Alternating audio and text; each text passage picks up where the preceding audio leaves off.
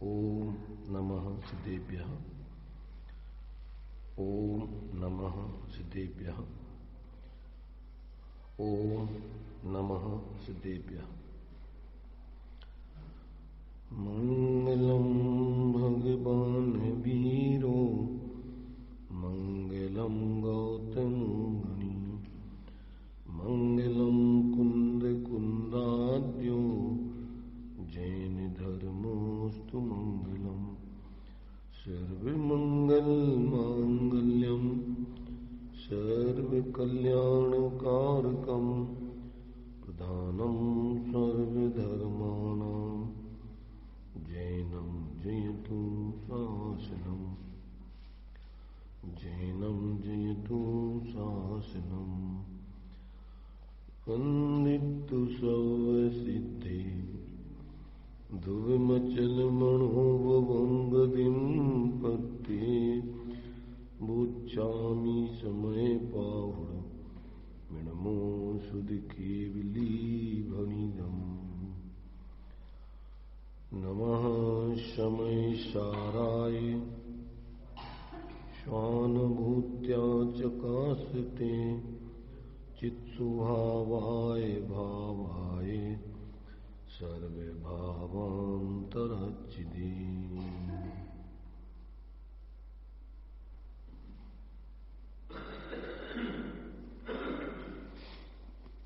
चर्चा अपनी समय सार जी की 68वीं गाथा के माध्यम से चलेगी।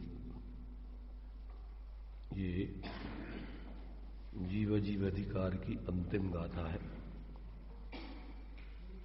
इसमें अपने लिए जो जीव का स्वरूप नहीं है ऐसे जितने भी 29 प्रकार के वर्णादि भाव यहां पर बतलाए हैं और जो कि इस जीव जीव अधिकार में जीव और अजीव दोनों एक स्वांग धारण करके प्रवेश किए थे, अब इसमें से उनको दोनों का अलग अलग करके और स्वांग खत्म करके यथार्थता को आचार्य देव सिद्ध कर रहे हैं। अनादिकाल से जीव की जीव अजीव के संबंध में क्या भूल चली आई है उस बात को विस्तार से अपन को यहां पर समझाया जा रहा है। 68 गाथाएं जीव अजीव अधिकार की सामान्य रूप से कही जाती हैं। तो ये इसमें अपने लिए जीव का मूल स्वरूप क्या है और जीव से भिन्न और क्या क्या अजीव के अंतर्गत आते हैं, यहां उनको 29 भावों के अंतर्गत गर्भित करके जीव के स्वरूप से भिन्न बताया है। तो ये गाथा पढ़ते हैं, फिर उसका स्पष्टीकरण यहां पर देखेंगे।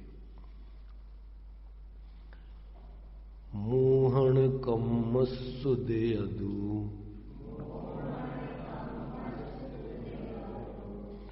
वर्णिदाजे इमे गुण ठाणा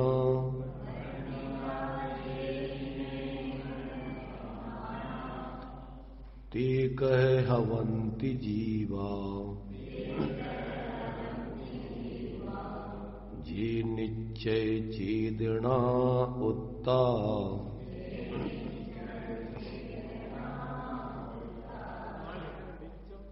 क्या नित्यम जी नित्य मचेदना उत्ता। तो नित्य मचेदना उत्ता।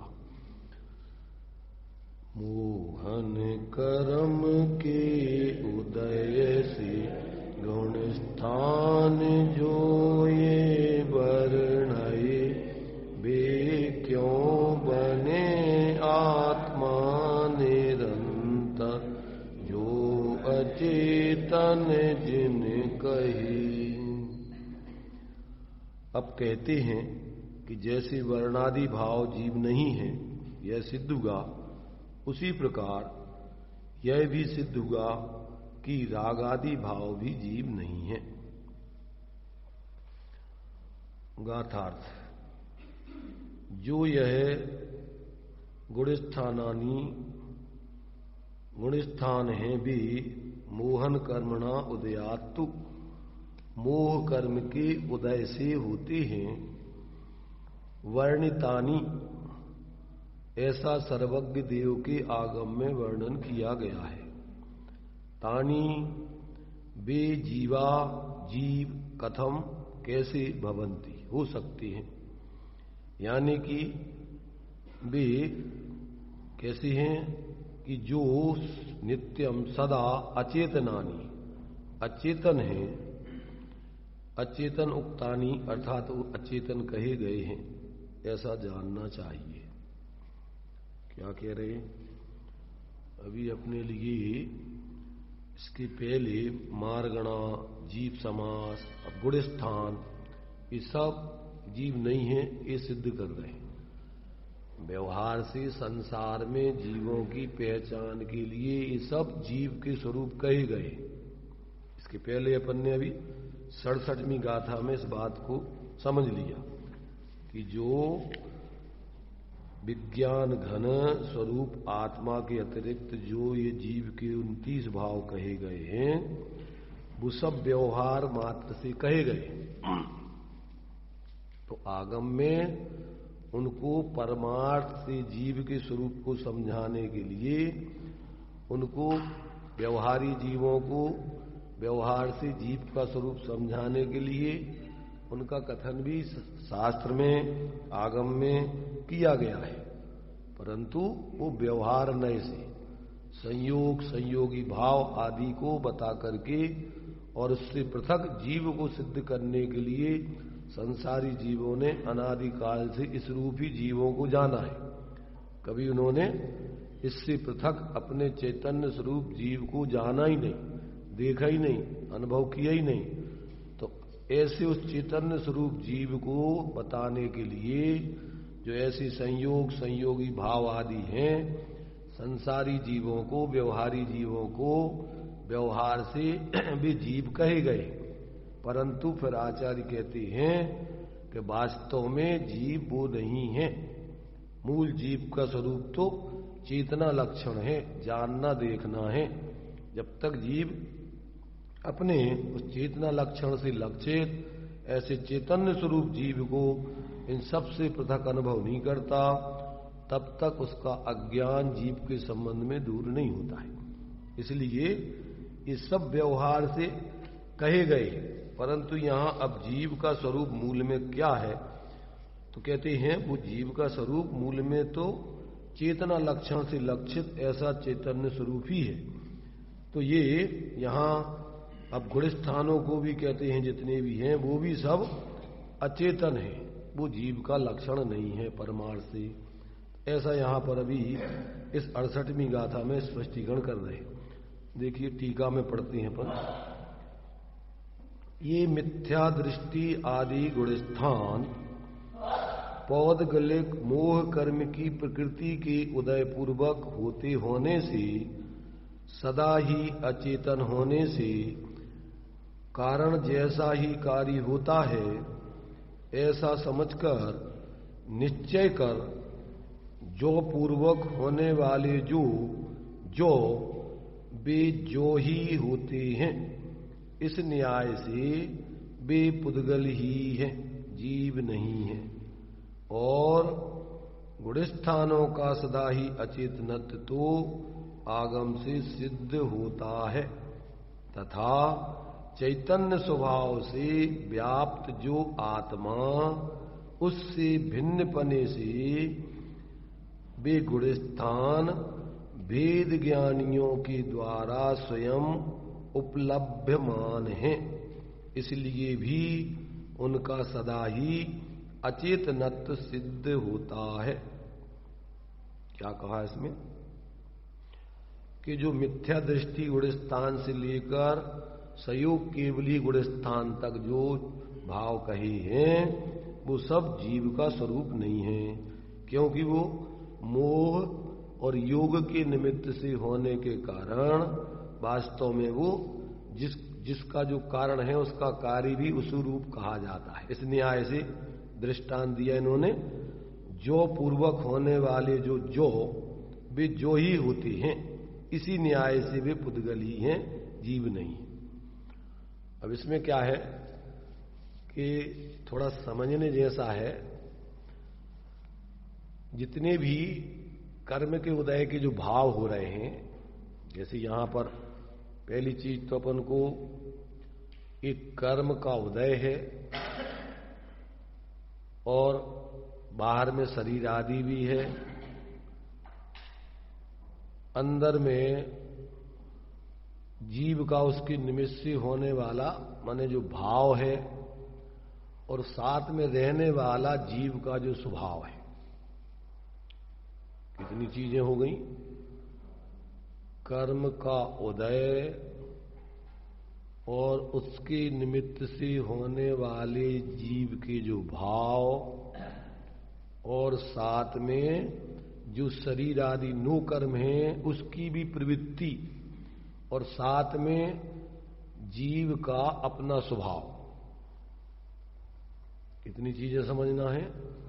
जैसे मान लीजिए किसी जीव को मिथ्यात कर्म के उदय में जो शरीर आदि को अपना मानने के भाव होते हैं, और जो कुगुरु कुदेव आदि को देव गुरु आदि मानने के भाव होते हैं, जो देव नहीं है, गुरु नहीं है, धर्म नहीं है, उसको धर्म मानने की प्रवृत्ति और भाव होते हैं, तो उस मान्यता पूर्वक उसके जो भाव हो रहे हैं उसकी बाहर में अपन को प्रवृत्ति भी दिखती है।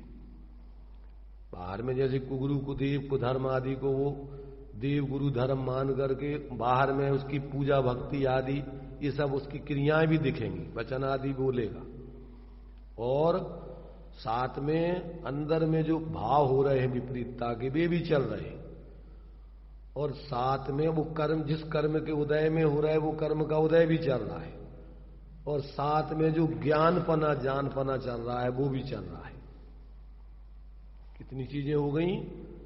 इस शरीर की प्रवृत्ति, वचन आदि की प्रवृत्ति, और अंदर में जो अपना विपरीतता मान्यता और जानपने का भाव, और चारित्र में राग आदि द्वेष आदि की प्रवृत्ति, ये सब जो है जीव के भाव है। परंतु क्या है कि वो जो अभी पहले तो ये भाव चल रहा है मिथ्यात्व के सिद्धांत में, चारित्र के राग द्वेष के भाव, और उस सब में जो ये वचन की क्रिया है, शरीर की क्रिया है, और अपने अंदर मोह राग द्वेष आदि के भाव हो रहे, आश्रव भाव ये, और अंदर में अपना जो ज्ञान स्वभाव जानपना चल रहा है ये। अब क्या होता है, गुणों का अलग अलग परिणमन है। ये क्या है? एक श्रद्धा गुण का परिणमन विपरीतता है, चारित्र गुण का परिणमन राग द्वेष आदि है, और ज्ञान गुण का परिणमन जानना है। आत्मा में अनेक गुण हैं, उनमें से अपन को 3 गुणों की मुख्यता से मोक्ष मार्ग में चर्चा चलती है। सम्यक दर्शन, सम्यक ज्ञान, सम्यक चारित्र, और मिथ्या दर्शन, मिथ्या ज्ञान, मिथ्या चारित्र। तो अब इसमें अपन को जो है, जो ये बाहर की शरीर आदि की क्रिया है, वचन की प्रवृत्ति आदि है, ये तो शरीर की क्रिया है, पुद्गल की क्रिया है। ये क्या है? ये तो अचेतन है, पर निमित्त नैमित्तिक संबंध से उसके इस प्रकार की प्रवृत्ति होती है। तो अपन को भेद विज्ञान नहीं होने से अपन को ऐसा लगता है कि जैसे अपन ये हाथ उठा रहे हैं, अपन ये तो पौद्गलिक स्थिति, निमित्त नैमित्तिक संबंध से जो शरीर की क्रिया हो रही वो अलग, उसमें क्रियावती शक्ति है।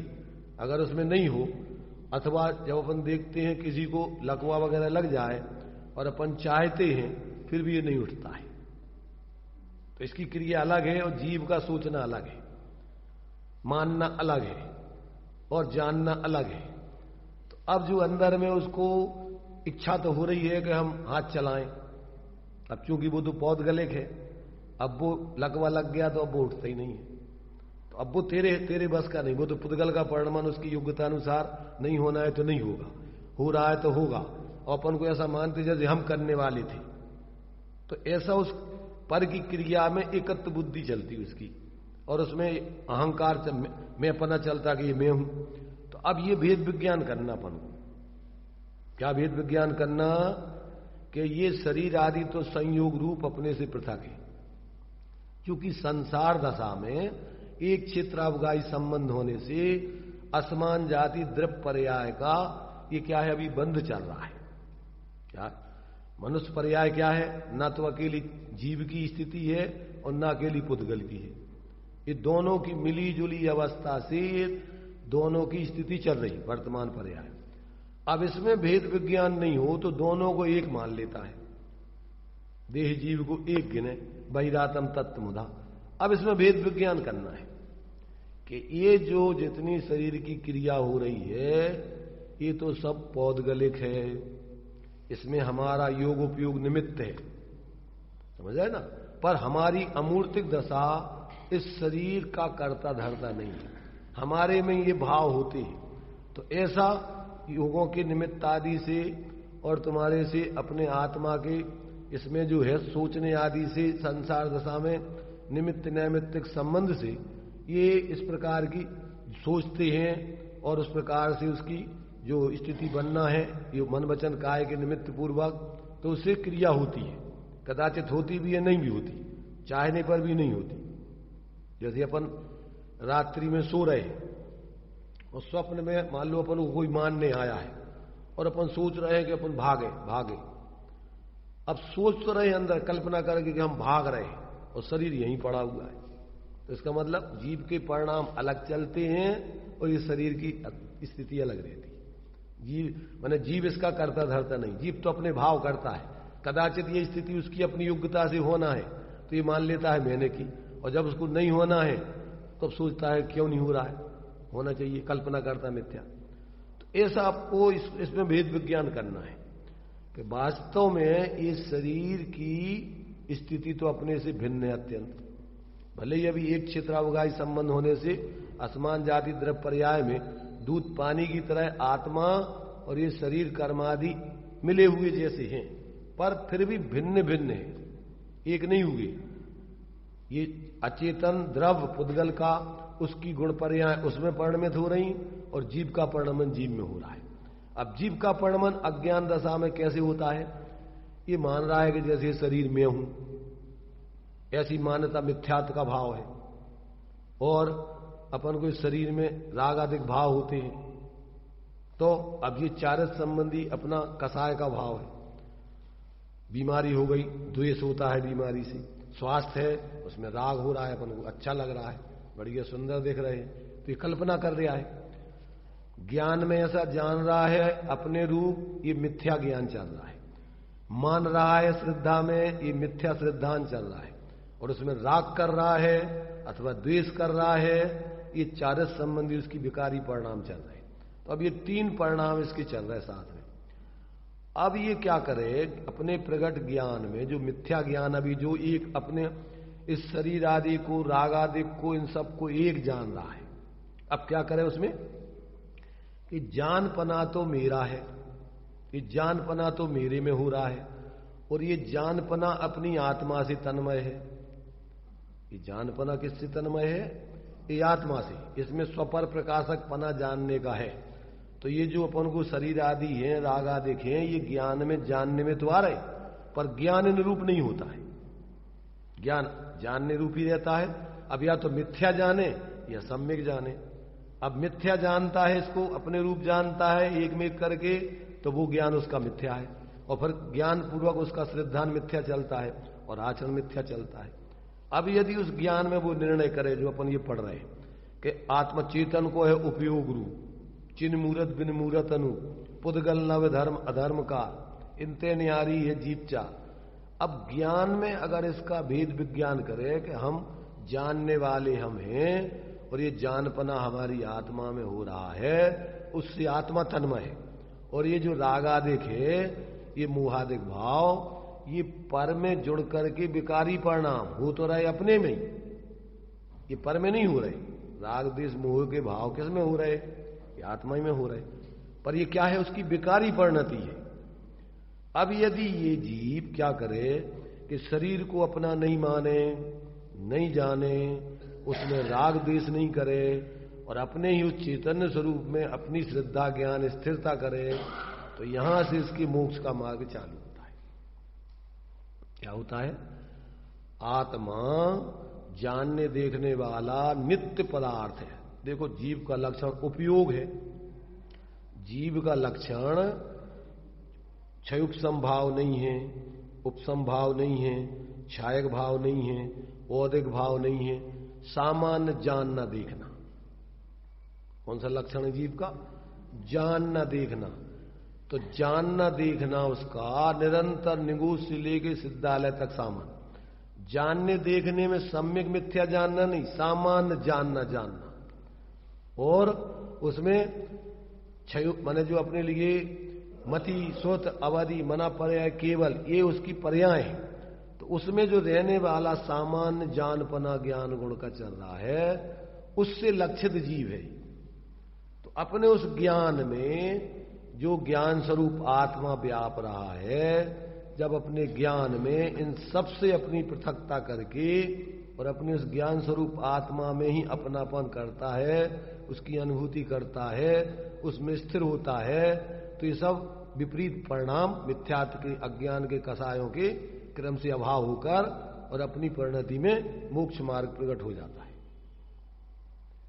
अब ये क्या है, विषय थोड़ा समझने जैसा है और प्रयोग करने जैसा है।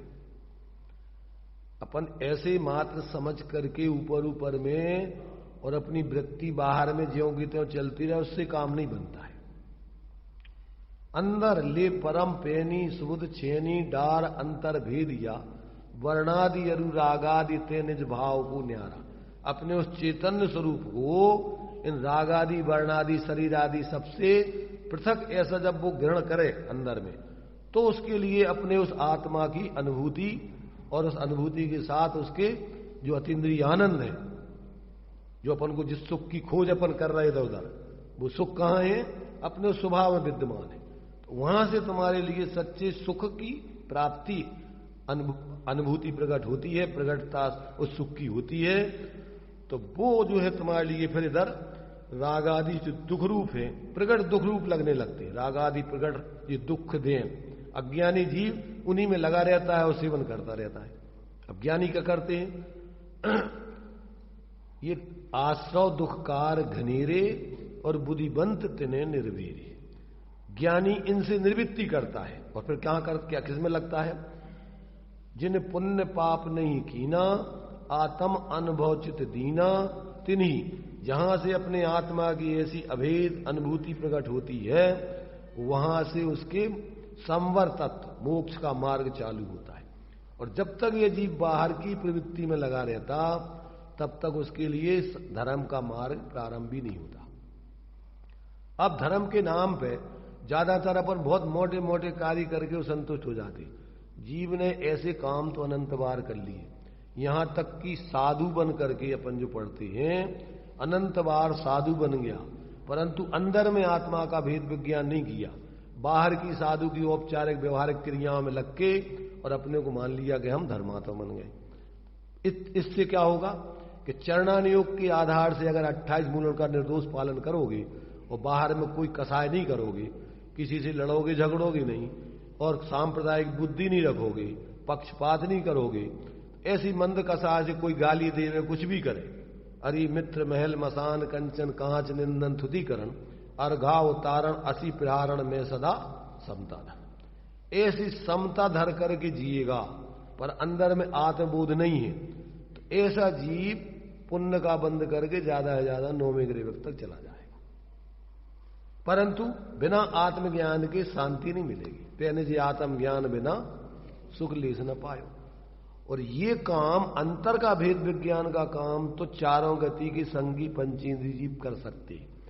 ये कोई जात्यंतर है धर्म का मार्ग, ये रूढ़ी वाला मार्ग, बाहर का दिखावटी बनावटी वाला नहीं है। ये तो अंतर का जो है गुप्तता का मार्ग है। अंदर में गुप्त होकर, आचार्य कहते ज्यों निधि पाकर निज वतन में गुप्त रह जन भोगते, त्यों ज्ञानी जन भी ज्ञान निधि पर संग तज के भोगते। ये परावलंबन से नहीं मिलती है शांति। कहां से मिलती है? ये तो स्वावलंबन से मिलती है। तो जब तक जीव ऐसे अपने स्वावलंबन को प्रकट नहीं करता है, अनादिकाल से जीव भटक रहा है। स्थूल रूप में 6 उपसम ज्ञान में 11 अंग 9 पूर्व तक की पंडिताई भी आ जाती है। धारणा ज्ञान कितना हो सकता है? 11 अंग 9 पूर्व तक का धारणा में भर के दूसरों को उपदेश भी दे सकता है, पर अंतर में अपनी आत्मा को भेद विज्ञान करके अनुभव करना बहुत विरल है, सबके बस की बात नहीं है। जिनकी होनहार अच्छी हो और जो बाहर के आकर्षण से हटके एकमात्र अपना आत्मित करना चाहते हैं, उनको ही ये चीज प्रकट हो सकती है। तो ये जब तक जीव इस बात को नहीं समझते हैं, तब तक उनके जीवन में बहुत बाहर में स्थूल रूप में बाहर की क्रियाएं करके, और अगर कसाय मंद हो, अगर सांप्रदायिक बुद्धि से कसाय तीव्र हो तो पुण्य भी नहीं होता है, पाप बंद होता, दुर्गति में जाते हैं। जो वर्तमान में आज देख रहे हैं अपन, सांप्रदायिक बुद्धि, अपना देश चूंकि धर्म प्रधान देश है, परंतु धर्म का ये जो स्वरूप है, वस्तु स्वरूप, वो तो समझते नहीं है। जिनेंद्र भगवान के द्वारा कहे हुए उपदेश को कितने लोग सुनते हैं, और बिना जिनेंद्र भगवान के कोई धर्म का उपदेश बता नहीं सकता। क्यों? कि सर्वज्ञ के अलावा ऐसी सूक्ष्म बातें और दुनिया में कोई नहीं बता सकता। तो जिनको अभी भगवान जिनेंद्र का ये मार्ग नहीं मिला, वे तो गए, वे तो बहुत गीत मिथ्यात्व में चले गए। जिनको जैन कुल में पैदा हो गए और वे भी सांप्रदायिक बुद्धि से ये भगवान जिनेंद्र की वाणी सुन करके अपनी बुद्धि को व्यवस्थित नहीं करते, उस प्रकार जीते नहीं, और जो नाना प्रकार की धर्म के नाम पर, अब जैन में कितने संप्रदाय फिरके हैं आज, श्वेतांबर, दिगंबर, 13, 20 व्यक्ति, सब अलग अलग अपने अपनी मान्यताएं, और जबकि मोक्ष का मार्ग तो सबके लिए एक ही प्रकार का है। किसी के लिए मोक्ष का मार्ग अलग अलग नहीं है, ना जाति है, ना पाति है, ना कोई स्थान है, कुछ नहीं। चारों गति के जीव, जैन जाति नहीं है, ध्यान रखना, जैन धर्म है। आज अपन ने एक जाति मात्र को मान करके एक सीमा में रह गए, और उसमें भी कितने प्रकार की अपन ने जैनों में जातियां बना ली। जबकि जैन तो जो भगवान जिनेंद्र के द्वारा बताए हुए मार्ग को समझ के उसको जीता है, उसका नाम जैन है। तो जैन कोई जाति नहीं है, जैन तो ये धर्म है, वस्तु स्वभाव को समझ करके जीने वाला। और ये किसी संप्रदाय से नहीं बंधा है, किसी व्यक्ति से नहीं बंधा, किसी जाति से नहीं।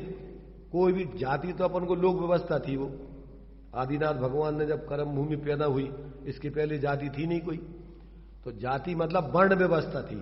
वर्ण माने अपन को लौकिक दृष्टि से काम करने के लिए जिम्मेदारी सौंपी थी, पर अपन ने क्या हो गई, अब वो अपन ने उसकी जाति मान ली। तो ये अभी अपन को क्या है, बहुत मोटे रूप में पहले तो अपनी जो बहुत स्थूल कल्पना चलती धर्म के नाम पर, पहले तो बिना भगवान जिनेंद्र के उपदेश को सुने समझे आप धर्म समझ नहीं सकते पहले तो। इसलिए आचार्य सबसे पहले कहते हैं कि ताते जिनवर कथित तत्व अभ्यास करिए, और संशय विभ्रम मोह त्याग आप वो लख लीजिए। तो अब अपन को जीव का लक्षण जानना देखना बनाया है। जानना देखना मति ज्ञान, स्वतः ज्ञान, अवधि ज्ञान, मन परय ज्ञान, केवल ज्ञान नहीं, सामान्य जानना देखना। सभी पर्यायों में ज्ञान गुण जानने रूप में परिणमित होता रहता है, क्योंकि गुण और द्रव्य पर्यायों में अन्वय रूप से व्यापता है, परंतु वो पर्याय रूप नहीं हो जाता है। पर्यायों में जाकर के भी पर्यायों से कथनचित भिन्न रहता है। क्या? जैसे पर्याय गुण के बिना, द्रव्य के बिना होती नहीं, और गुण और द्रव्य कथनचित पर्याय रूप होता नहीं। कथनचित पर्यायों में जाकर के भी वो पर्यायों से पृथक रहता है। जैसे मान लीजिए ज्ञान है, तो ज्ञान में अपन को सम्यक मिथ्या, पहले तो सम्यक मिथ्या चलता है। अब उसमें भी फिर क्या है, कर्म के क्षयोपशम के कारण से आपके जो ज्ञान मान लीजिए मिथ्या सहित है, तो अभी मान लो 3 ज्ञान मिथ्या भी हो जाते हैं, मति ज्ञान, श्रुतक ज्ञान, अवधि ज्ञान। तो उसको अपन कुमति, कुश्रुत, कुअवधि बोलते हैं। जब वो मिथ्यात्व के साथ होते हैं तो कुमति, कुश्रुत, कुअवधि होते हैं, परंतु उनमें ज्ञान कॉमन रूप से न सम्यक न मिथ्या, उसकी अवस्था में ये सम्यक मिथ्यापना होता है। जब ये ज्ञान की अवस्था में अपने को सामान्य रूप से उसमें चैतन्य जो व्याप रहा है, उस सामान्य चैतन्य स्वरूप अपने को जानकर उसकी अनुभूति करके प्रतीति करता है, तो वो ज्ञान सम्यक हो जाता है। और जब तक ये ज्ञान बाहर के इन शरीर आदि संयोगों में, राग आदि में जो 29 भाव बता रहे, इन रूप अपने को मानता जानता है, तब तक वो मिथ्या ज्ञान कहलाता है। तो ये जो जीव का सामान्य लक्षण है, जो कॉमन रूप से सभी जीवों में रहता है, ध्यान रखना, निगो से जो अपन को अभी 17वीं 18वीं गाथा की टीका और 20वां कलश पढ़ा था कि आबाल गोपाल सबको जानने में जानने वाला आ ही रहा है। मतलब क्या हुआ कि ज्ञान की पर्यायों में जो भी चाहे अल्प विकसित हो चाहे पूर्ण विकसित हो, सब में वो आत्मा व्याप्ता ही है। क्या रहता है? वो पर्यायों में गुण पर्याय व द्रव्यम, गुण पर्याय में द्रव्य व्याप्ता है, परंतु एक एक गुण एक एक पर्याय द्रव्य नहीं हो जाता है। क्या? सब गुणों में अखंड रूप से द्रव्य रहता है और सब पर्यायों में भी अखंड रूप से द्रव्य रहता है।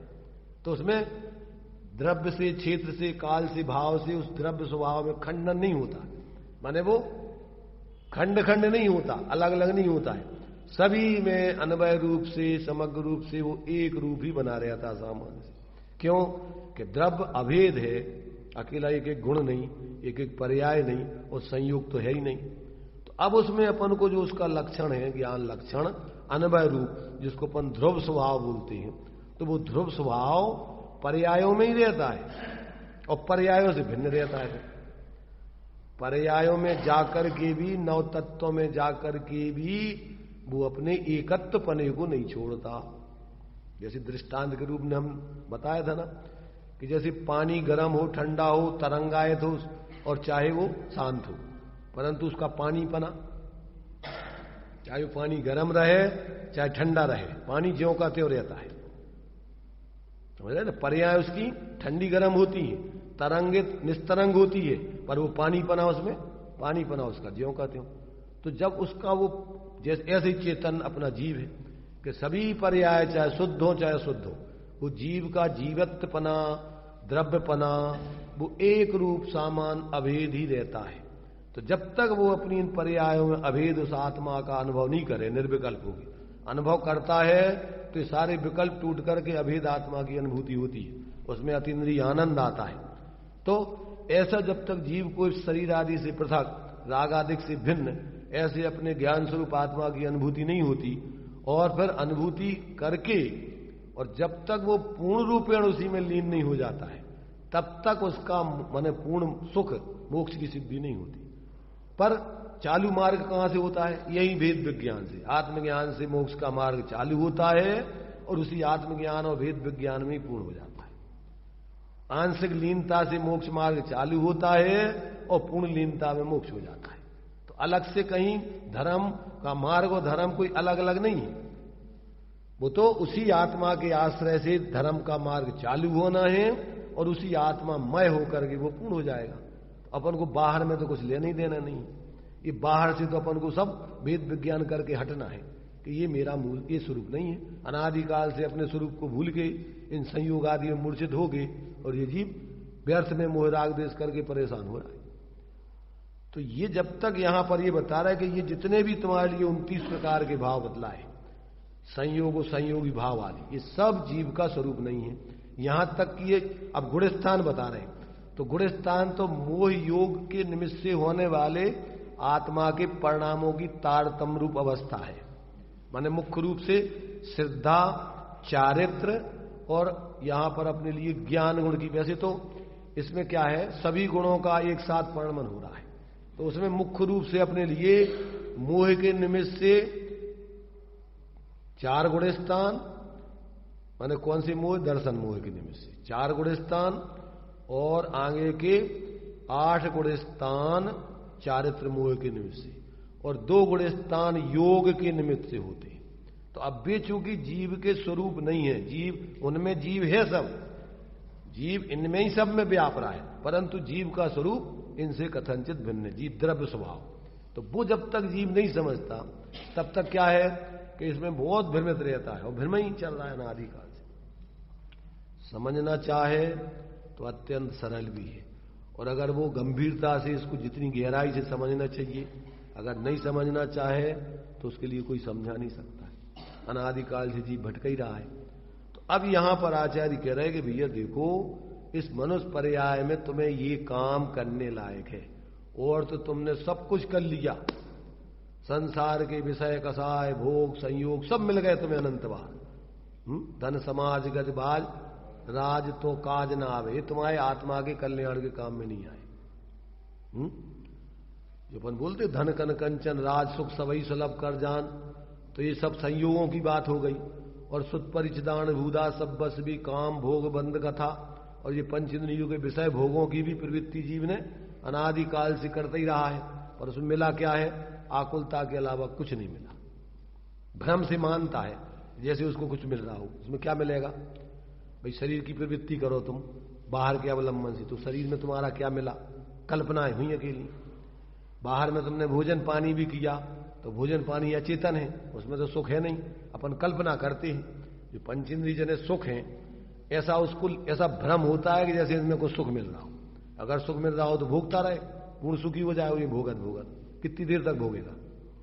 कोई भी भोग है पंचेंद्रिय के विषय, चाहे आंखों का हो, चाहे नाक का हो, चाहे कान का हो, चाहे रसना का हो, चाहे स्पर्शन इंद्रिय का हो, कितनी देर तक भोगना उसको? सुख है अगर, तो उसके लिए भोगते रहना चाहिए ना, क्योंकि सुखी होने के लिए तो प्रयत्न कर रहा है।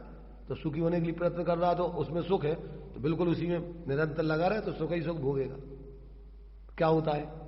कोई भी चीज है खाने की तुम्हारे लिए अच्छी लग रही, तो कितनी खाओगे?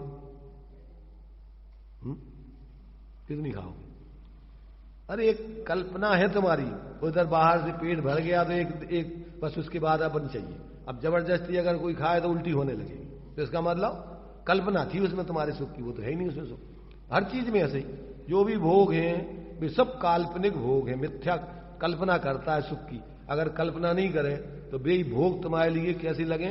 काले नाग जैसे दिखती हैं तुम्हें काटने को। जब तुम्हारी रुचि नहीं हो और जबरदस्ती कोई तुम्हारे लिए वो चीज कराए करो, तो क्या होगा उसमें? परिणाम उसकी बिगड़ते हैं, मरने मारने को भी तैयार हो जाता है। हो जाता कि नहीं हो जाता?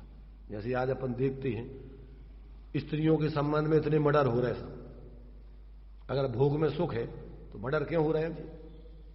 भोगते रहे ना वो आपस में, क्यों होते? इच्छा नहीं है उस जिसकी, और उसकी इच्छा के प्रतिकूल कर रहे तुम, जिसको अपन बलात्कार बोलते हैं। बलात् माने जबरदस्ती करना। बलात्कार का मतलब अकेला वही नहीं होता एक क्रिया विशेष।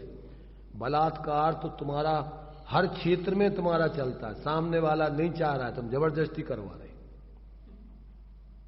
हैं। भोजन नहीं चाह रहा है, तुम जबरदस्ती परस रहे, तो क्या हो रहा है? ये तुम बलात्कार कर रहे हो उसके संग, जबरदस्ती करवा रहे। तो बलात्कार तो अपन ने एक शब्द एक क्रिया विशेष को मान रखा है, जबकि बलात्कार का अर्थ होता है सामने वाले की इच्छा नहीं होने पर उससे जबरदस्ती उस कार्य को कराना, उसका नाम बलात्कार है। मजदूरों से भी अपन उसकी इच्छा नहीं है, उससे सामर्थ्य ज्यादा, जानवरों से कोई जिसके वो सब बलात्कार में आता है। उसका अर्थ क्या है? जबरदस्ती करना। तो अब ये अपन ये तीव्र कसाय में होता है। अब वो चाहे तुम शारीरिक दृष्टि से करो, चाहे और भी जो कुछ करना है कर रहे तुम भी, सब तीव्र कसाय में होता है। ये पाप का कार्य है, और उसके कारण से अपन लोग में देखते हैं। अब सामने वाला तुम्हें पैसा नहीं देना चाहता है, तुम उसको मार करके जबरदस्ती ले जा रहे, ये सब डाकूगिरी के काम है। ये सब चीजें ऐसी समझ लेना। लोग में शादीशुदा पति पत्नी भी है, और आपस में एक दूसरे की इच्छा नहीं है और करते हैं कोई भी कार्य, तो क्या कर रहे तुम? ये नहीं है कि दूसरों के संग बलात्कार होता है। किसके साथ में? आजकल तो केस भी लगता है। अगर पत्नी या पति के विरुद्ध में कोई करे तो वे उसका केस करके तुम्हारे ऊपर केस कर सकते। तो अब ये इसमें सुख तो है नहीं, काल्पनिक है। ये जब तक व्यक्ति को इस तत्व का ज्ञान नहीं होता तब तक तो वो ऐसी भ्रम में अनादिकाल से भटक रहा है। किसी की दान देने की इच्छा नहीं है और उसको सब जो हम बोल रहे हैं ना, सब बलात्कार है। पाप है सब। बलात्कार माने क्या? जबरदस्ती कराना, उसकी प्राण पीड़ित करना है। और प्राण पीड़ित करना माने आप पाप का बंद कर रहे हो, आप हिंसा कर रहे हो। इसलिए स्वस्याति सर्गो दानम, अपने खुद की इच्छा पूर्वक, अपनी सामर्थ्य प्रमाण जो उसके लिए देना है वो देना, और प्रसन्न भाव से देना। दान दे मन हरस विशेष आनंद आवे उसको, तो पुण्य होगा। और अगर प्राण पीड़ित करके जबरदस्ती होता है तो वो तो पाप का ही बंद है उसमें।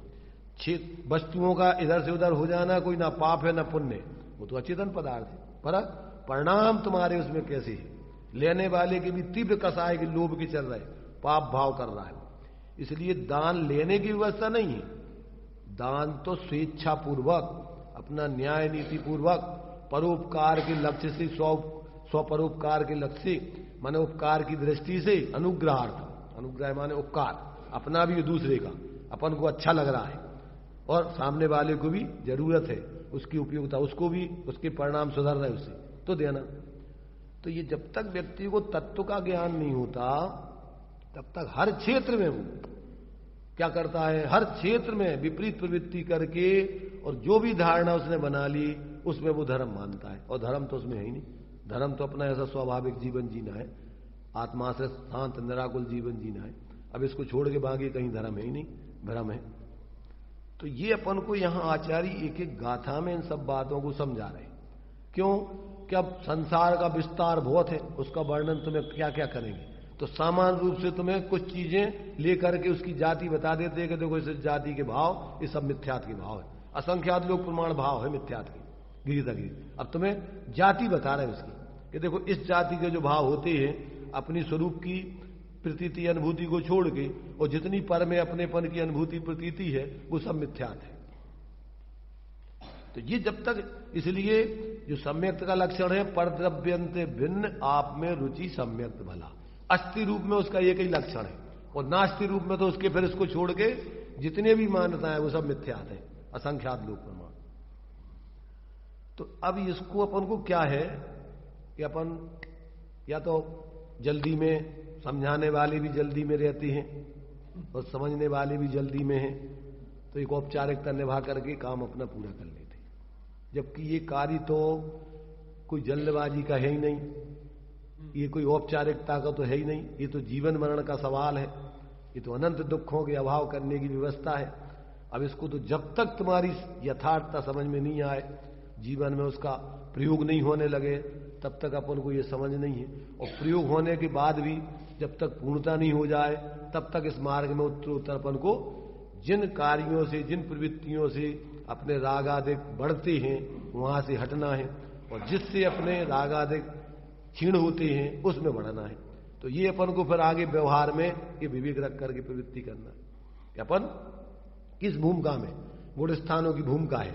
अब आपका अगर भेद विज्ञान हो गया तो अब बाहर में आपको जिनसे राग देश होते हैं उनसे हटते जाओ, जो जरूरत नहीं है, अनावश्यक अपन ने जो उनमें अपनापन मान रखा है उससे सुख बुद्धि, तो अब वो अनावश्यक तुम्हें देखेंगे, अपन को जरूरत ही नहीं जीवन की, इतना सा जीवन है, शरीर को अपन को क्या चाहिए, तो वो सीमा में परिमाण कर लेगा। वो जो श्रावक के अणुव्रत हैं क्या करेगा, वो जितनी जरूरत है उतना रख के बाकी सबका त्याग, तत्संबंधी विकल्प छोड़ दिए, आकुलता छोड़ दी, अब वो अपने स्वरूप की आराधना शांति से करेगा।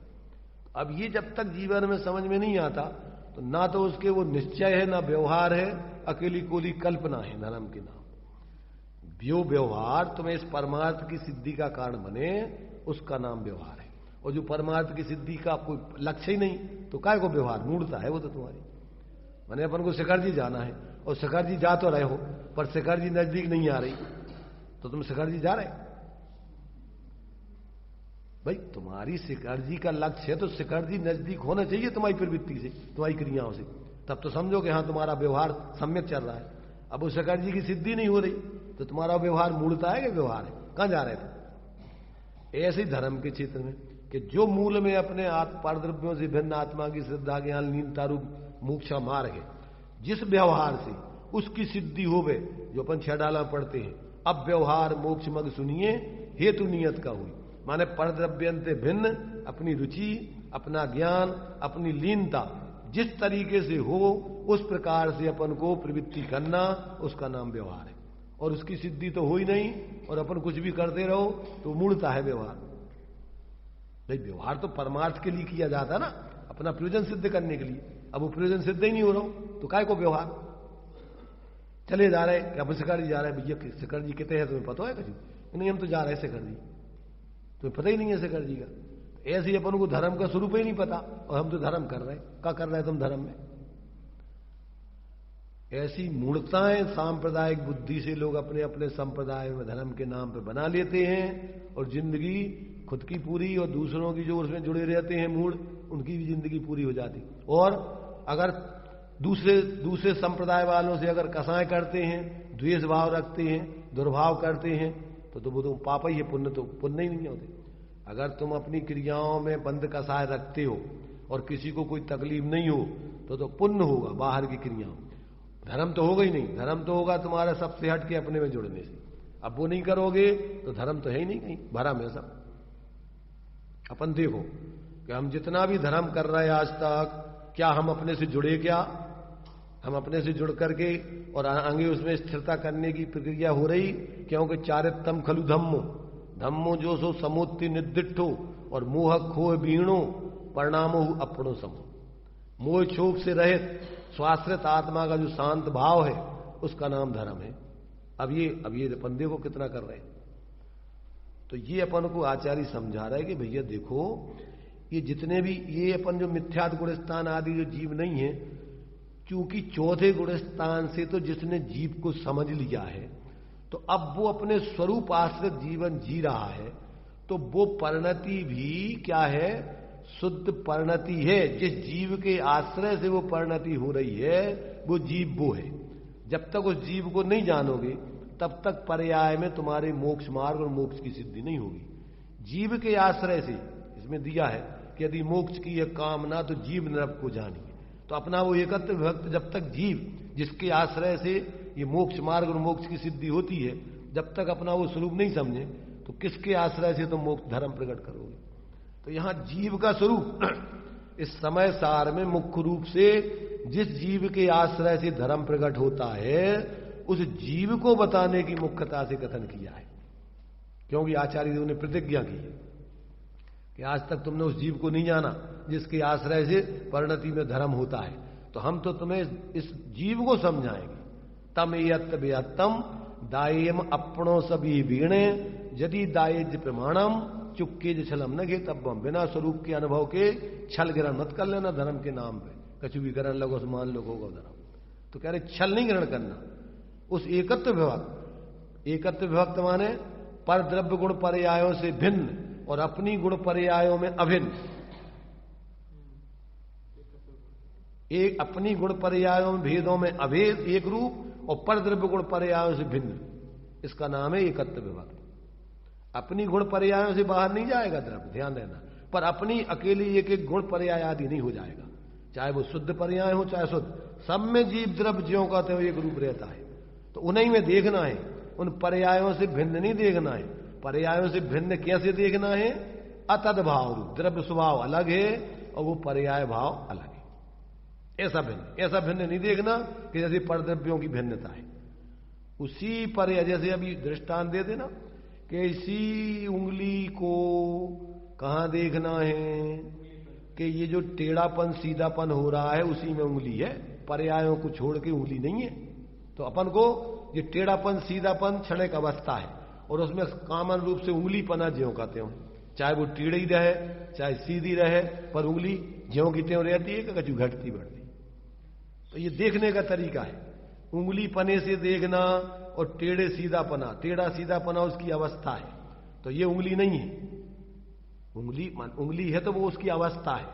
देखो उंगली नहीं है कहने का मतलब ऐसा नहीं समझना कि वो उंगली कोई अलग चीज है, वो उंगली में ही हो रहा है परंतु वो अवस्था है। और जो उंगली पना है वो उंगली मूल में वो है क्या जो टेढ़ी में भी ज्यों की त्यों और सीधी में भी ज्यों की त्यों। ऐसी आत्मा चाहे मिथ्या दृष्टि हो चाहे सम्यक दृष्टि हो, चाहे अंतरात्मा हो चाहे परमात्मा हो, सब में आत्मा कॉमन रूप से उनमें ज्यों का त्यों वही का वही रहता है। अवस्थाओं को छोड़ के नहीं है वो, पर अवस्था मात्र नहीं हो जाता, ये देखना है। तो ऐसा जब अपने उस स्वरूप का अवलंबन जीव करता है तो अनादि काल का जो पर में भेदों में विकल्प हो रहे थे और जो मोह हो रहा था, अब अपने में जब अपनापन करोगे आश्रय करोगे तो मोह राग देश का अभाव होकर और जीवन में उसके वीतराग विज्ञानता की सिद्धि हो जाएगी। और यही प्रयोजन है सुखी होने का, वीतराग विज्ञानता शिव स्वरूप शिवकार। तो पर्याय में ही सुख दुख हो रहा है। द्रव्य स्वभाव तो एक रूप है, परंतु उस पर्याय में जीव अपने उस स्वरूप को भूल के जीव दुखी हो रहा है। बाहर में सुख ढूंढ रहा है, बाहर में अपने स्वरूप को मान रहा है, और वो बाहर का स्वरूप तो अपना बनता नहीं। जैसे मान लीजिए देह को तुमने आत्मा मान लिया, अब देह तो आत्मा बनेगी नहीं, अब देह छूटेगी तो तुम मरोगे। अब हम मर गए तो भावों में मरना और जन्म हो रहा है। आत्मा का तो न मरण हो रहा है न जन्म हो रहा है। आत्मा तो एक रूप सदा काल ज्यों की त्यों रहती है। अब ये काय का जन्म मरण काय का हो गया? ये मिथ्यात्व में, कल्पना में। भाई कोई द्रव्य का ना तो नाश होता है ना कोई उत्पन्न होता है। पर्यायों अवस्थाएं बदलती हैं, तो जीव अवस्था तो उसका स्वभाव बदलने का है, तो बदलते ही रहेगा वो तो ऐसा जब तक उस पर्यायों में एक रूप अपने स्वरूप को देखता नहीं, तब तक पर्यायों की परावलंबनता खत्म नहीं होती और स्वावलंबन वृत्ति पैदा नहीं होती। और स्वावलंबन वृत्ति सुख रूप है और परावलंबन वृत्ति दुख रूप है। और आत्मा उन दोनों में ज्यों का त्यों है। पर्याय में दुखी रहे तो भी आत्मा ज्यों का त्यों, और सुखी हो जाए तो भी आत्मा ज्यों का त्यों। पर दुखी होने पर वो क्या है, चूंकि सर्वथा ऐसी पर्याय अलग तो है नहीं, क्षणिक तादात्म्य वृत्ति है, इसलिए क्षण क्षण में जीव दुखी होता रहता है। क्या होता रहता है? पर्यायार्थिक नए से वो ही जीव, वो कोई ऐसे नहीं आ गए कि दो चीजें अलग अलग है, जैसे पति पत्नी अलग होते ना, ऐसी पर्याय और द्रव्य स्वभाव अलग अलग नहीं समझना सर्वथा। कैसे है वो? कथंचित अतद्भाव रूप भिन्नता है उनमें। द्रव्य गुण पर्यायों में क्या है, कौन सी भिन्नता है? अभी अपन ने अभाव पढ़े थे, 4-5 पढ़ाए थे, तो उसमें एक है प्राग भाव, एक है प्रध्वंसा भाव, एक है अन्योन्या भाव, एक है अत्यंता भाव और एक है अतद भाव। तो द्रव्य गुण पर्याय में अतद भाव है। कथनचित भाव भेद, वस्तु एक ही है। और प्राग भाव, प्रध्वंसा भाव, इनमें त्रिकालवर्ती पर्यायों में परस्पर अभाव बताना है। पूर्व की पर्याय का वर्तमान पर्याय में अभाव, वर्तमान पर्याय का भावी पर्याय में अभाव। वो एक द्रव्य की 3 कालवर्ती पर्यायों में भेद है। पर्यायों का भिन्नता क्यों? क्यों पर्याय चूंकि उत्पन्न नष्ट होती हैं और द्रव्य गुण ज्यों के त्यों ध्रुव रहते हैं, तो कथनचित पर्याय अलग अलग है। उसी द्रव्य की, उसी द्रव्य में से उत्पन्न होती हैं, उसी द्रव्य में बनी रहती हैं। द्रव्य रूप से वो ध्रुव बना रहता है और पर्याय प्रति समय नई नई उत्पन्न होती है। एक पर्याय उत्पन्न होती है, एक व्यय। तो ऐसा जो है वस्तु का स्वभाव त्रैकालिक चलता है। अब ये जब तक जीव नहीं समझता है तब तक जीव क्या है, भ्रमित बना रहता है, इधर उधर भटकता रहता है और अपना जो स्वयं का स्वरूप है उसको भूला रहता है। अब सुखी होने के लिए प्रयत्न कर रहा है, और ध्यान रखना, रात दिन काय के लिए प्रयत्न कर रहा है, दिन रात सुखी होने के लिए प्रयत्न कर रहा है, जो भी कर रहा है, परंतु हो क्या रहा है? सुख प्राप्ति हेतु प्रयत्न करता, सुख जाता दूर है। तू क्यों भयंकर भाव मरण प्रवाह में चकचूर है। लक्ष्मी बढ़ी, अधिकार भी, पर बढ़ गया क्या बोलिए। परिवार और कुटुंब क्या है वृद्धि, कुछ नहीं मानिए। संसार का बढ़ना अरे नरदेह की यह हार है। क्या एक क्षण तुझको जरा इसका विवेक, अपन इसमें अपनी वृद्धि मान दी, पैसा बढ़ गए, परिवार बढ़िया बढ़ गया, अथवा पद मिल गया, बहुत बड़े हो गए। तो कितने बड़े हो गए? जितना बड़ा पद ले लिया उतनी बड़ी आफत आ गई, उतनी बड़ी जिम्मेदारी आ गई, उतने ज्यादा संकल्प विकल्प बढ़ गए। अभी तुम घर के मुखिया थे तो घर की चिंता सबकी, अब गांव के मुखिया हो गए तो पूरे गांव भर की सारी चिंता।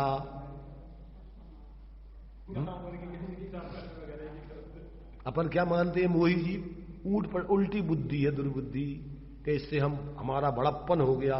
बड़प्पन हो गया कि तेरा पागलपन हो गया।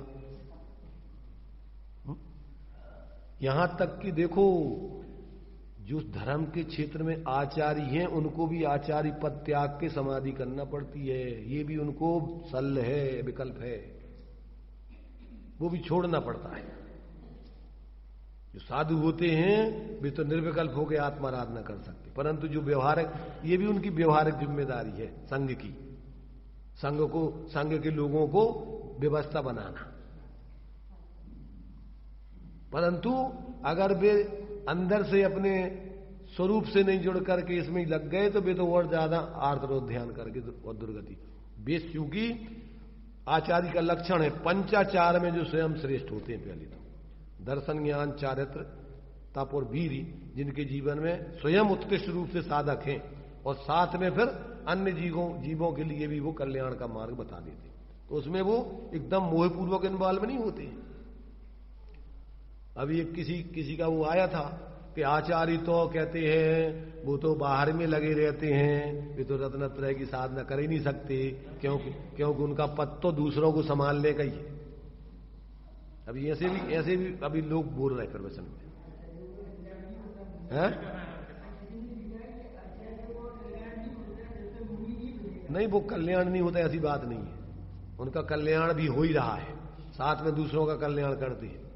पूर्ण रूपेण निर्वृत्त नहीं हो सकते, निर्विकल्प माने पूर्ण रूपेण निश्चिंत नहीं होते, तो अंत में वो जिम्मेदारी व्यवहारिक दृष्टि से दूसरों को संभलवाने की है।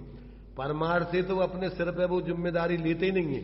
आचार्य का जो लक्षण बताया है कि अगर शिष्य अपनी तरफ से आचार्य को अपने दोष बतावे, प्रायश्चित मांगे, तो आचार्य देते हैं। तुम्हें अपना कल्याण करना हो तो तुम अपनी गलती बताओ, हम तुम्हारे लिए थोड़ी बताएंगे।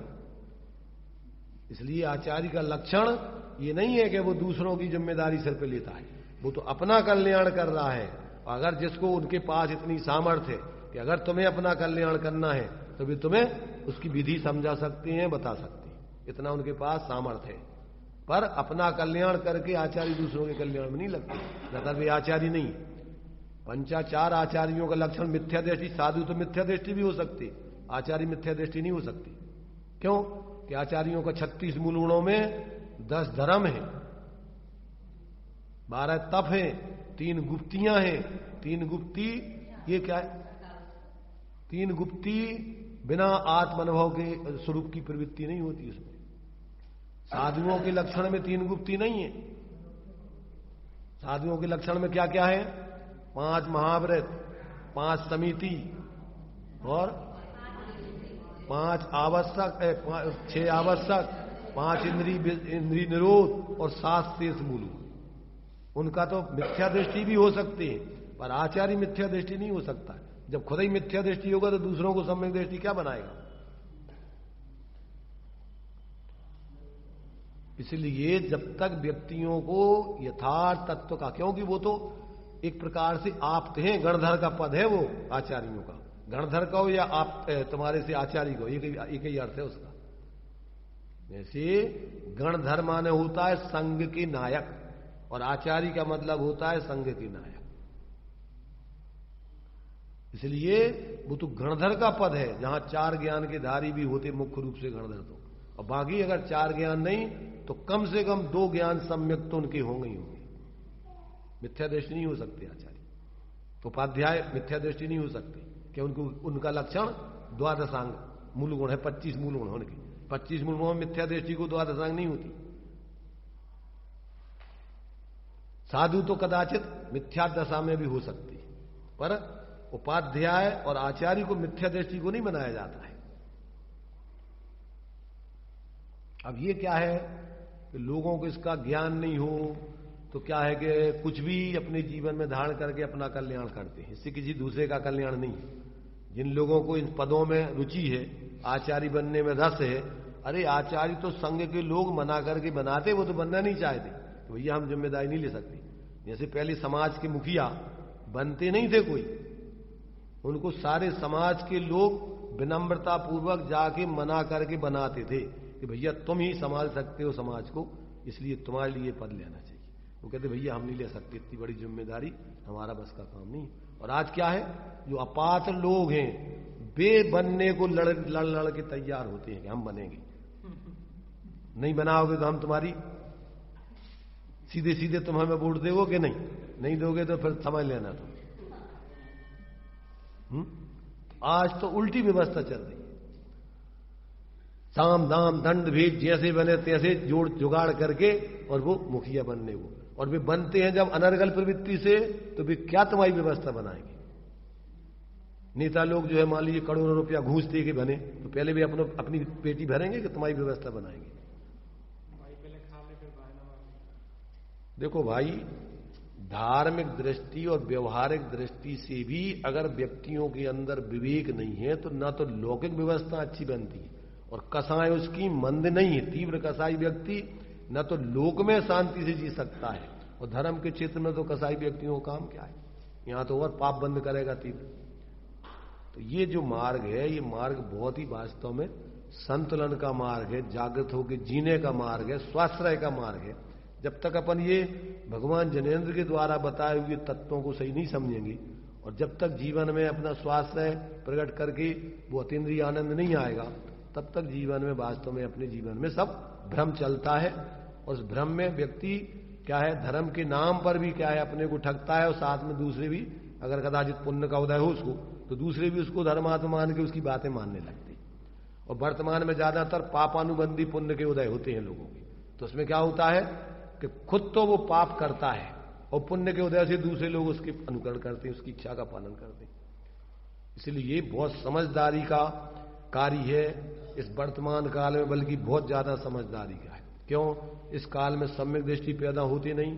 कोई बिरले जीव यहां महाभाग्यवान, जिनकी होनार अच्छी है, तीव्र पुरुषार्थ करके और सम्यक को प्राप्त करके धर्मात्मा बनते हैं, तो वो तो विरल होते, भीड़ तो होती नहीं। अब ज्यादातर जनता धर्म भीड़ से मानती है, तो भीड़ तो लोग में तो पुण्य के आधार से भीड़ इकट्ठी होती है। धर्मात्मा का पाप का उदय हो तो उसके लिए कोई मान ही नहीं, पूजे उसके लिए कोई उसकी मान ही नहीं। और अधर्मात्मा का पुण्य का उदय हो, उसके साथ में भीड़ इकट्ठी हो जाए। और अज्ञानी व्यक्ति काय से समझते हैं धर्म? भीड़ से समझते हैं, तो ठगाए जाते हैं सब। धर्म में भीड़ का कोई काम नहीं है, धर्म में तो सत्य तत्व का काम है। इसलिए जो व्यक्ति सच्चे धर्मात्मा बनना चाहते हैं, वे भीड़ को देख करके धर्म में नहीं आते, वे तो सत्य और तत्व को समझ करके धर्म के मार्ग में लगते हैं। इसलिए अब ये चर्चा क्या है कि अपन थोड़ी जितनी गंभीरता से आचार्यों ने लिखी है, उतनी गंभीरता को धारण करके अपन अगर समझें, और लक्षणों से अपन जो बता रहे, लक्षण किसी वस्तु को अलग करने का चिन्ह लक्षण है, मिली हुई पदार्थ, तो इनमें से अपन को मिले हुए जीव और पुद्गल मिले हुए हैं, आश्रव और स्वभाव भाव भी मिले हुए हैं। उतई जहां ज्ञान चल रहा उतई राग आदि चल रहे, जहां आत्मा है उतई शरीर आदि कर्म आदि एक क्षेत्र अवगाय हो रहे। तो लक्षणों से उनको पहचान करके आप भेद विज्ञान कर पाओगे। जब तक आपको लक्षण का यथार्थ बोध नहीं होगा, निर्दोष लक्षण, वो भी सदोष लक्षण नहीं, निर्दोष, अव्याप्ति अतिव्याप्ति आगे इसमें दिया जाएगा कि ये ज्ञान दर्शन उपयोग निर्दोष लक्षण है। अमूर्तिकपना, रागादिक भाव, ये सब छायुपसमिक भाव, औपसमिक भाव, ये निर्दोष लक्षण नहीं है, छायक भाव यहां तक। क्यों कि छायक भाव सब में नहीं होते, अरहंत सिद्धादिक में ही होते, तो वो जीव का लक्षण नहीं है। लक्षण ऐसा होना चाहिए जो सब जीवों में व्यापना चाहिए, और अन्य में किसी में नहीं व्यापे। तो ये अपन को यहां पर जीव का लक्षण एक जानना देखना उपयोग है, और वो सभी जीवों में निरंतर सामान्य रूप से व्यापता है। उससे लक्षित होकर अपन ज्ञान में अगर अपने उस जिसमें से ज्ञान वो निरंतर पैदा हो रहा है, जिसमें से ज्ञान निरंतर बह रहा है, ऐसे जब अपन उससे अपने स्वरूप को अंदर में ज्ञान से देखें और इन सबसे अपने को स्वरूप नहीं जाने, वहां से व्यक्ति के जीवन में मोक्ष का मार्ग चालू होता है। अब चूंकि अभी तो अपन ने समग्र रूप से थोड़ी ये चर्चा बार बार बोलना पड़ती है, क्यों कि अपन सब खिचड़ी बना करके जी रहे हैं। अभी तो अपन को पता नहीं है कि कहां क्या है, और उसमें अपन इतनी गंभीरता से कोई चर्चा करता भी नहीं। ज्यादातर तो उनने जो कुछ उनको जो दिमाग में आता है उनने बोला, अब सामने वाले की समझ में क्या आया क्या नहीं आया कुछ नहीं। और ज्यादातर तो सांप्रदायिक बुद्धि वाले जितने वक्ता और श्रोता होते हैं, वे तत्व को समझते नहीं है। उनने अपनी रुचि वाले वक्ता को बुलाया, तुम्हारी रुचि के अनुसार उसने जो कुछ भी कह दिया, बस तुम उसमें प्रसन्न हो गए, वाह बहुत बढ़िया। जितने भी सांप्रदायिक बुद्धि वाले होते वे तुम्हारी कसाय का पोषण करते हैं। वक्ता भी अगर तत्व ज्ञानी नहीं है, मोक्ष मार्गी नहीं है, तो वो संप्रदाय को देख करके बोल करके संतुष्टि करेगा, वो सत्य नहीं बताएगा।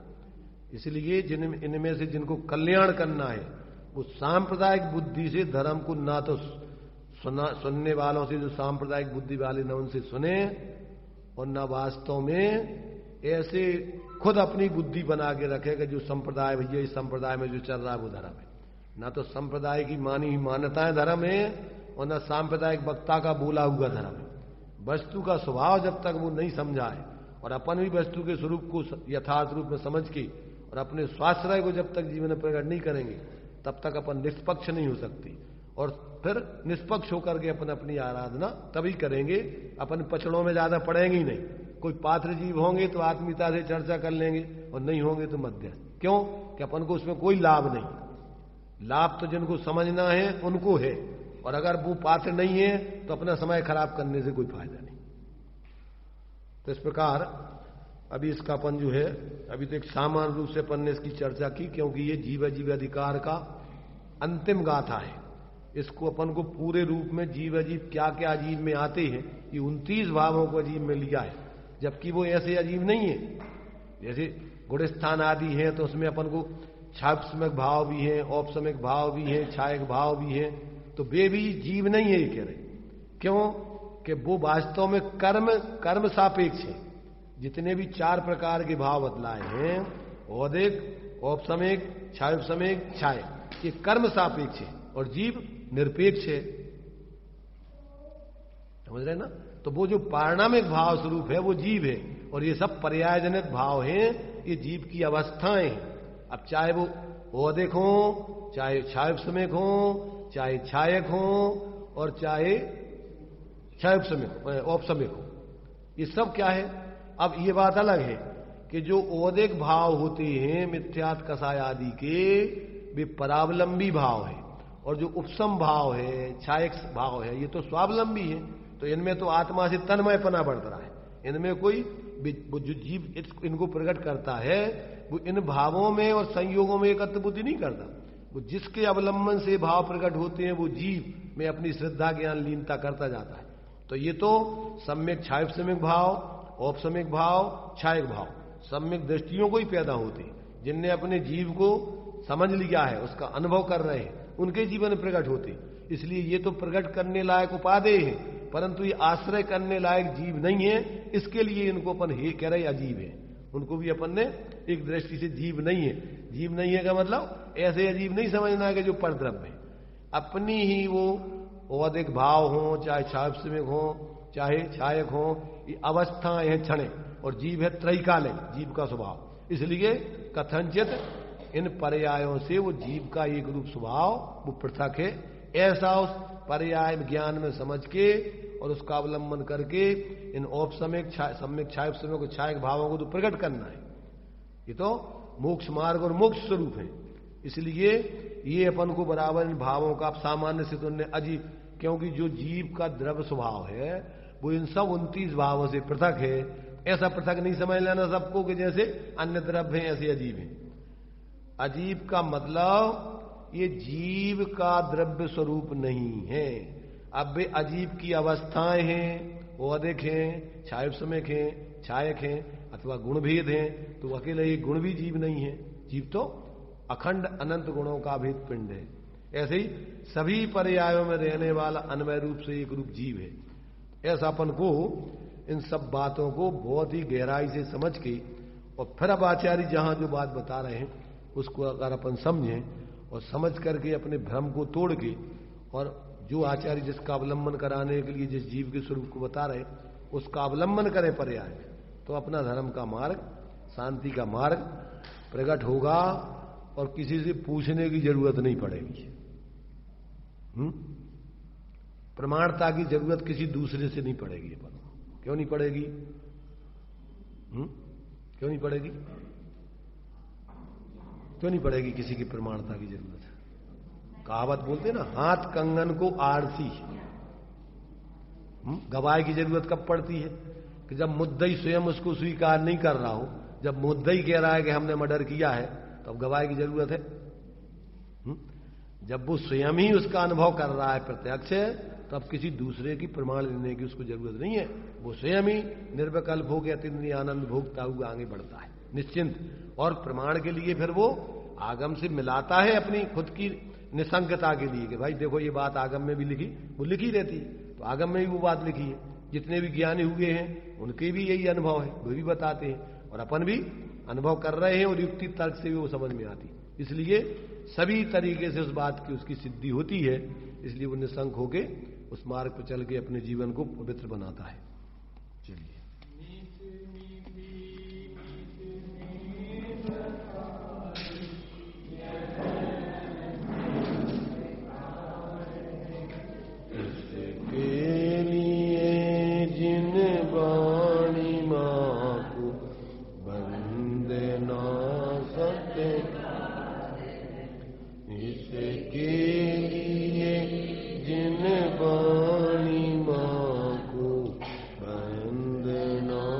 सतबाऊ।